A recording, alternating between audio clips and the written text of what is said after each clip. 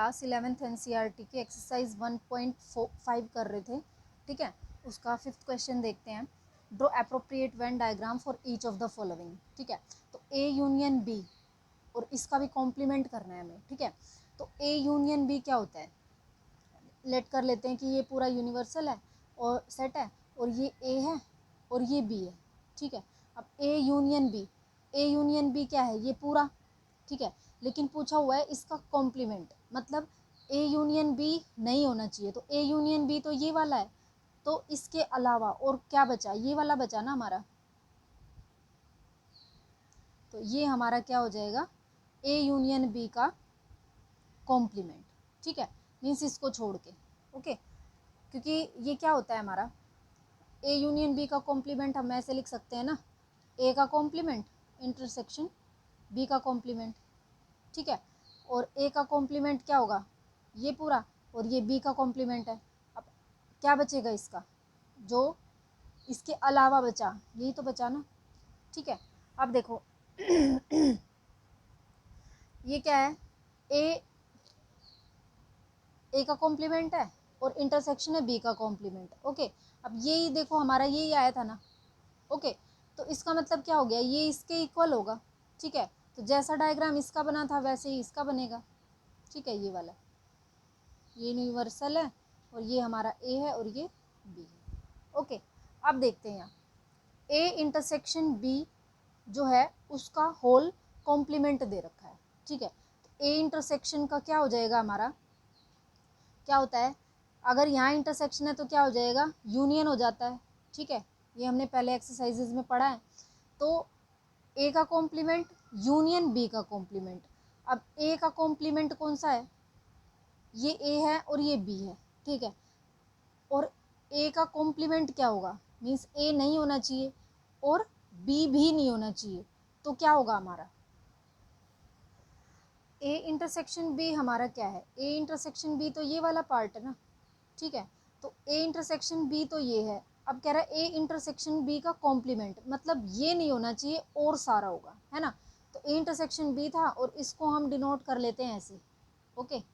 तो ये जो और बच गया ना जितना भी, वो सारा, ठीक है। ये ए था और ये बी था, बस इस वाले को छोड़ के और सारा हो जाएगा, ओके। ऐसे ही क्या था, ये देखो मेरा आया था ना, इसका यही होता तो इसका भी ये हो जाएगा, तो सेम आएगा हमारा ये, ओके। ये हो जाएगा हमारा ए और बी, ठीक है। क्वेश्चन नंबर 6 क्या है, let U be the set of all triangles, ठीक है, of in a plane if A is the set of all triangles with at least one angle different from 60 degree, ठीक है। तो व्हाट इज ए का complement बताना है हमें, okay. तो देखो कि लेट कर लेते हैं कि जो ये u है ना, ये हमारा क्या है, set of all triangles in plane, है ना। क्या है ये हमारा, set of all triangles in plane, ठीक है। ये पूरा ट्राइंगल लिख लेना भाई, मैंने शॉर्ट में लिखा है, ठीक है। और ए हम लेट कर लेते हैं, जो ए है ना वो क्या है, set of triangle with at least one, जो है क्या, 60 डिग्री का एंगल होना चाहिए, है ना। क्या है, set of triangle with, set of triangle with at least, क्या दिया हुआ है, एटलीस्ट वन एंगल,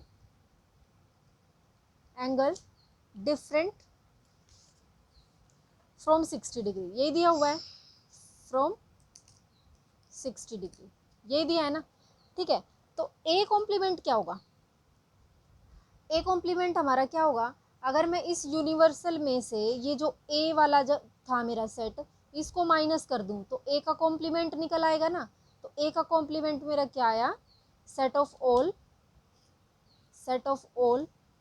अब एटलीस्ट वन होना चाहिए ना, और अगर मैं ले लूँ सारे ही 60 डिग्री के, है ना, तो set of all equilateral triangle, ठीक है। इक्विलेटरल ट्राइंगल हमारे किस में आ जाएंगे, इसके ए कॉम्प्लीमेंट में आ जाएंगे, है ना, ठीक है। इक्विलेटरल ट्राइंगल या ट्राइंगल्स, ओके। ये हो जाएगा मेरा 6th। आप देखो 7th क्वेश्चन देखते हैं। 7th क्वेश्चन क्या है मेरा, fill in the blanks. 7th question देखते हैं, fill in the blanks to make each of the following a true statement. तो ये ट्रू कब होगा, ए यूनियन ए कॉम्प्लीमेंट। क्या होगा भाई, ए है, ये है कोई यूनिवर्सल है, इसमें ये ए है, ठीक है, ये ए है, ये ए है, और ये क्या है, ए का कॉम्प्लीमेंट ही तो होगा। तो ए और ए का कॉम्प्लीमेंट दोनों का यूनियन है ना, तो दोनों ही जब मिल जाएंगे तो मेरा तो पूरा यूनिवर्सल ही बन जाएगा, ये पूरा यूनिवर्सल होता है ना, तो क्या आ जाएगा, मेरा यूनिवर्सल सेट हो जाएगा। ठीक है, अब देखो फाई का कॉम्प्लीमेंट और इंटरसेक्शन क्या, ए का कॉम्प्लीमेंट है ना, तो क्या हो जाएगा भाई, देखो ये क्या होता है मेरा, ये है मेरा फाई, और फाई किसके इक्वल होगा भाई, कोई भी है खाली, अब उसका कॉम्प्लीमेंट, इसका मतलब यूनिवर्सल, पूरा यूनिवर्सल है ना, और यूनिवर्सल का ही क्या, इंटरसेक्शन ए, भाई पूरा यूनिवर्सल हो गया ना। फाई देखो, फाई मतलब खाली, ठीक है, कोई भी एलिमेंट नहीं है इसके अंदर, नल है। अब फाई का कॉम्प्लीमेंट, इसका मतलब सारे एलिमेंट है ना, तो सारे एलिमेंट है, इसका मतलब वो क्या हो गया, यूनिवर्सल हो गया। अब कह रहा है universal intersection A, means universal और ए के अंदर क्या कॉमन होगा, ए ही तो कॉमन होगा इसके अंदर, तो क्या आ जाएगा मेरा, ए। ठीक है, ओके, अब देखो इसको मतलब ऐसे लिख सकती हूँ ना मैं, कि ये जो फाई का कॉम्प्लीमेंट जो है ये क्या होता है मेरा, यूनिवर्सल, और यूनिवर्सल में से इंटरसेक्शन ए कर दो, तो यूनिवर्सल का इंटरसेक्शन ए के साथ करेंगे तो क्या आएगा, ए ही आएगा।